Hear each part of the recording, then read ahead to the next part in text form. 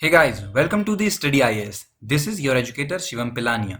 और आज मैं आप लोगों के लिए वीडियो लेके आ गया हूं जिसमें हम डिस्कस करेंगे सिक्स्थ मास एक्सटेंशन के बारे में। इसके बारे में जाके जानेंगे आखिर ये न्यूज़ में क्यों है और क्यों ये ज़्यादा इंपॉर्टेंट हो जाता है हमारे लिए। आखिर इनमें किन किन चीज़ों का नुकसान है और किस तरीके के ये नुकसान आए हैं, कौन नुकसान दे रहा है।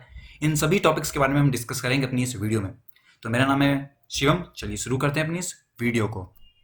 तो देखिए आखिर हुआ क्या है, मैं बता देता हूँ आपको कि एक तरीके से ये कहा गया है कि जो सिक्स्थ मास एक्सटेंशन होता है ये सबसे ज़्यादा डेंजरस है हमारे लिए। इन्वायरमेंटल प्रॉब्लम में सबसे ज़्यादा जो सीरियस प्रॉब्लम है वो यही है।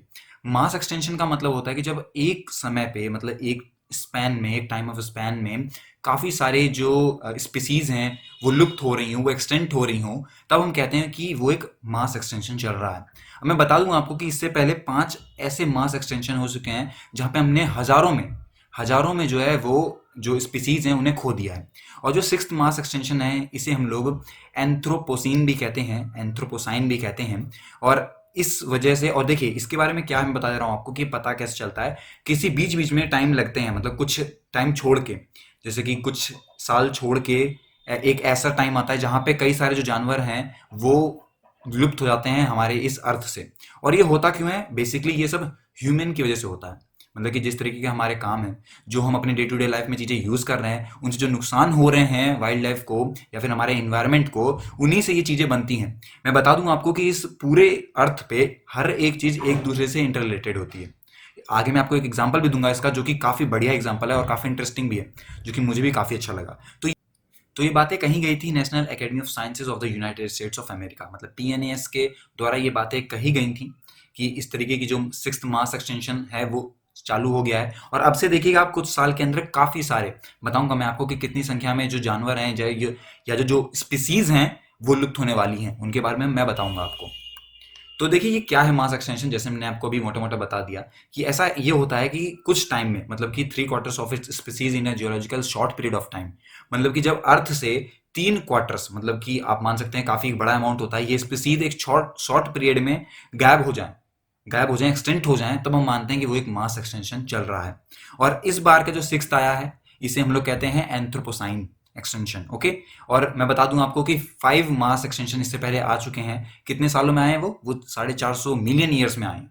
और इन्होंने कम से कम 70 to 95% जो स्पीसीज हैं, प्लांट्स की, एनिमल्स की, माइक्रो ऑर्गेनिजम्स की, वो एग्जिस्ट ही, मतलब खत्म ही कर दी बिल्कुल, एक तरीके से आप कह सकते हैं। ओके। 70 to 95% मतलब एक बहुत बड़ा अमाउंट होता है। एक, अगर आपके अर्थ से इतना सारा जो, मतलब एक स्पीसीज जा रही हैं, प्लांट्स जा रहे हैं, एनिमल्स जा रहे हैं, तो ये एक बहुत बड़ी एक अमाउंट होता है। ओके। तो काफ़ी बुरे होते हैं, जितने भी अभी तक मास एक्सटिंक्शन आए हैं वो सब बुरे हैं। ओके। और ये क्यों होता है इसके बारे में बताता हूँ आपको।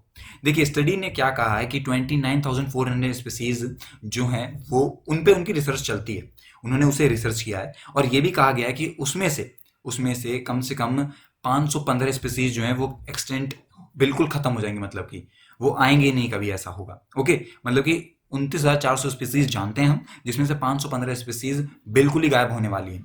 और ये हम लोग तुरंत ही, मतलब अभी कुछ सालों में ही ये जो है ये हम देखने वाले हैं हम लोग which is based on the disappearance of their component population has been occurring since 1800। मतलब कि 1800 के अंदर जिस समय वो जो गिना गया था, जिसमें उस टाइम पे जो स्पीसीज थी उन्हें देख के यहाँ पे स्टडीज बताई गई थी। अब ये जो 5 से 15 स्पीसीज हैं, कहाँ कहाँ की हैं? साउथ अमेरिका की हैं, कुछ ओशियाना की हैं, कुछ एशिया की हैं, अफ्रीका की हैं। इन सभी को मिला के ये 515 स्पीसीज हैं जो कि लुप्त होने वाली हैं। ओके, ध्यान रखिएगा।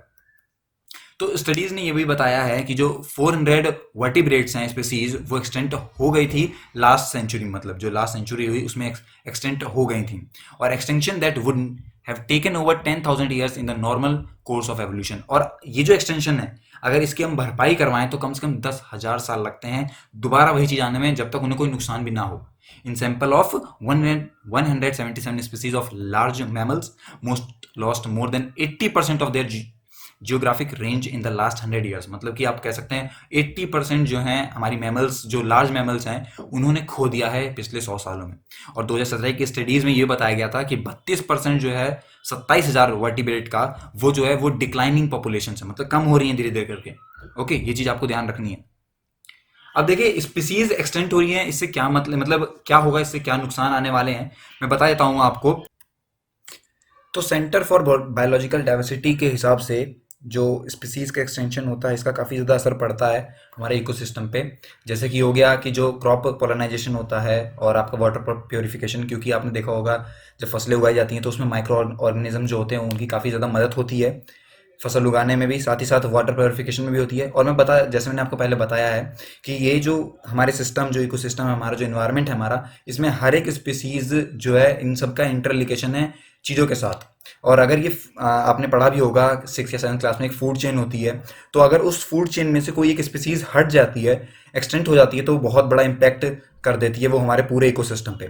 तो इसलिए अगर स्पीसीज एक्सटेंट होती हैं तो इसका बहुत ज़्यादा बड़ा इम्पैक्ट पड़ने वाला है हमारे पूरे एनवायरनमेंट पे। और जैसा कि स्टडीज़ के द्वारा ये पता लगाया गया है कि ये जो सिक्स्थ एक्सटेंशन होगा ये बहुत ज़्यादा जो है वो प्रॉब्लम वाला होगा।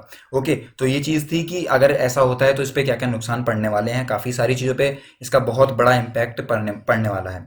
अगर मैं आपको बता दूं कि जो पॉपुलेशन होती है स्पीसीज़ की, अगर वो कम होती रहती है धीरे धीरे करके, तो जो उसका काम होता है इकोसिस्टम में वो भी कम होते रहता है। मतलब कि उसका उतना उस तरीके से कंट्रीब्यूट नहीं कर पाता है हमारे इकोसिस्टम में। और अगर वो इकोसिस्टम में कंट्रीब्यूट नहीं कर पाएगा अपने आप को, तो इसका सबसे ज़्यादा जो नुकसान होगा वो ह्यूमन के वेलफेयर के लिए होता है, क्योंकि अल्टीमेटली जो इन्वायरमेंट सबसे ज़्यादा जो फ़ायदा उठा रहा है वो ह्यूमन ही है। ओके, तो ये थे एक छोटा सा उसके बारे में कि अगर स्पीसीज एक्सटेंट हो जाती हैं तो क्या नुकसान होते हैं हमें। तो दोस्तों ये थी मेरी पूरी आज की वीडियो। आई होप कि इस वीडियो से आपने काफ़ी कुछ सीखा होगा, आपको काफ़ी काफ़ी कुछ नया जानने को भी मिला होगा। मिलते हैं अपनी अगली वीडियो में, तब तक के लिए गुड बाय। और जाते जाते एक लाइन है कि change your thoughts and you can change your world, मतलब कि अपनी सोच बदलिए आप दुनिया बदल देंगे।